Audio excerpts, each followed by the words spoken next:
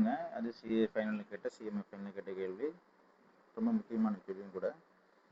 On 1st January 2011, AGB Private Limited Company incorporated in India enters into contract to buy solar panel from AO Associates, a firm domiciled in UAE, for which delivery is after 6 months on 30th June.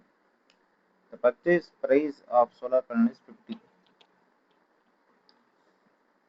50 million. Functional currency of AGB is Indian INR and A is dirham. So currency is variable. The obligations to settle the contract in US dollars, which have been evaluated to be important derivative, which is not closely related to the purchase contract.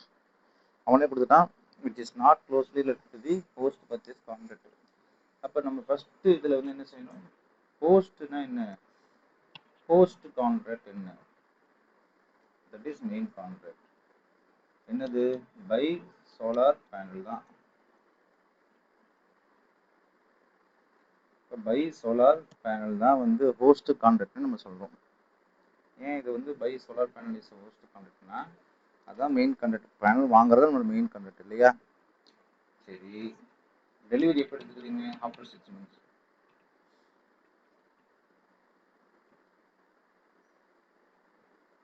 எதில் போகிறீங்க, டாலரில். அப்போ உங்கள் ரெண்டு கண்ட்ரியோட, அதாவது India அதான் AGP, இன்னொன்று UAE, இங்கே ருப்பீஸு அங்கே திருகம். இப்போ ரெண்டுமே வேரியஸ் கரன்சிஸ்.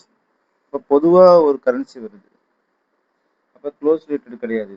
இது வந்து என்னங்க, டெரிவேட்டிவ் கான்ட்ராக்ட் இங்கே தான் வருது.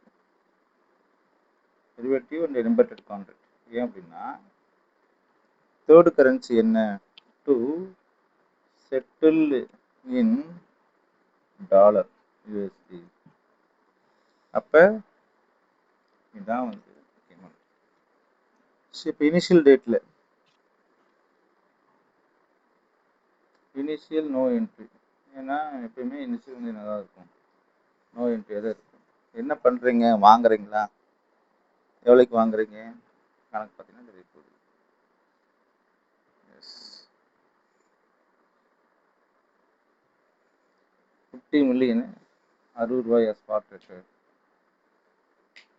ஆனால் நீங்கள் வந்து என்ன செஞ்சுக்கிறீங்க, which is delivery after 6 months, June தான் இல்லையா. Delivery after 6 months June.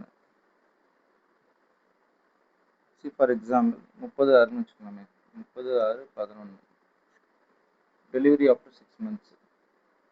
இப்போ பை சொன்ன போலாம், இது பர்ச்சேஸா, சோலார் பேனல் பர்ச்சேஸ்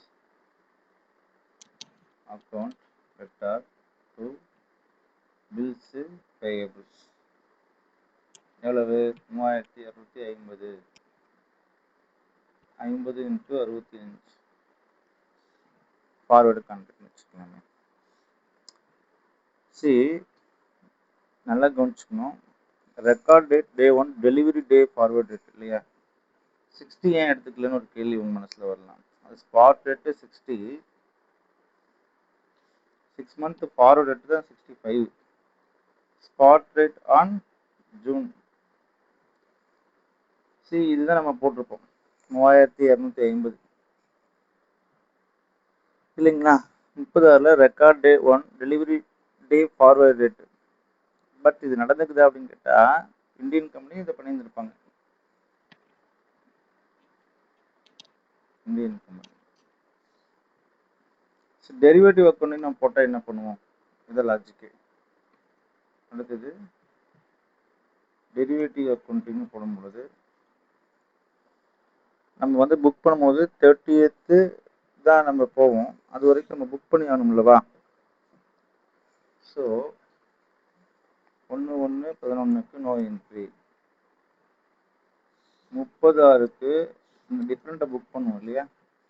ஸோ அப்போ 50 × 66, 50 × 65, 50 × 1.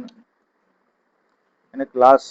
ஏன் loss, I would have booked என்ன செஞ்சுருக்கலாம், 65க்கே நான் வாங்கியிருக்கலாம். 65K நான் வாங்கியிருக்கலாம், புக் பண்ணியிருந்துக்கலாம். ஆனால் நான் புக் பண்ணல. ஆனால் ஸ்பாட் ரேட்டில் போய் எவ்வளோ கொடுக்க போகிறேன். அவங்க அதான் கேட்குறாங்க, யூ வுட் ஹேவ் யூ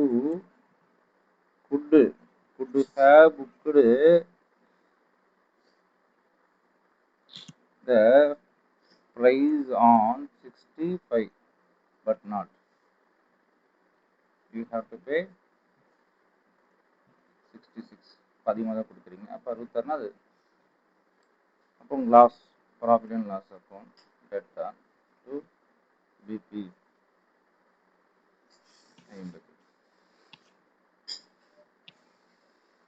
அப்போ 30/6/11 BB account debtor to cash or bank 50. 30/6/11 என்ன நடந்திருக்கும். payables, that is BP account debtor to cash or bank 3300 ரூபாய்.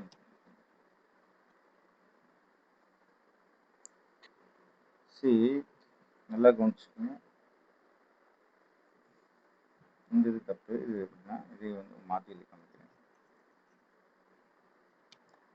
So profit and loss account debtor to BB, பிபின்னா இந்த டிஸ்பிள்ஸ் பைபிள் டிஎஃப்எல் என்னங்க, DFL finance liability, TfL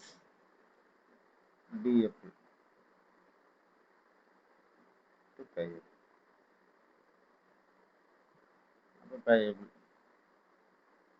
account to cash ஒரு 3250 plus ஒரு 50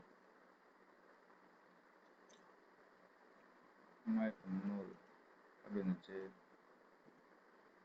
50 × 66 3300.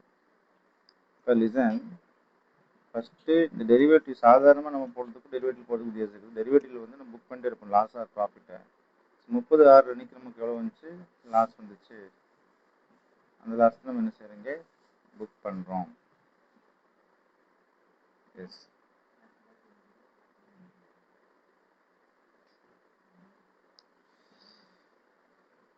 So it's very easiest sum. But understanding வந்து ரொம்ப முக்கியம். அண்டர்ஸ்டாண்டிங் இருந்துச்சுன்னா நம்ம என்ன செஞ்சோம்னா ஸ்கோர் பண்ணிட்டே இருக்கலாம்.